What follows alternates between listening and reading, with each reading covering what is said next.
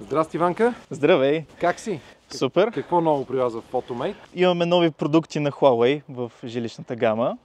Имаме нов чарджер, който е 7 кВт монофазен и 22 кВт трифазен. Може да се инсталира както отвън, така и в сгради. Също така представяме новия монофазен инвертор 8 и 10 кВт.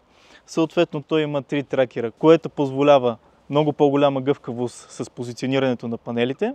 Имаме нова батерия Luna 7 кВт, която може да се стаква до 84 кВт.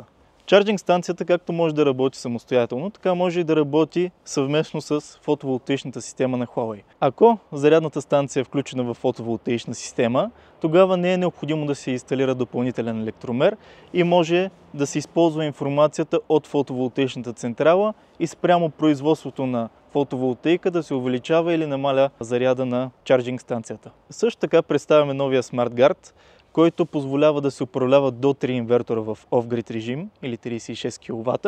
И също така в него се съдържа интелигентен контролер EMA, който позволява да се управлява не само фотоволтаичната система на Huawei, а също така и товарите в вашата къща. За повече информация може да намерите документации и наръчници на нашия сайт photomate.eu.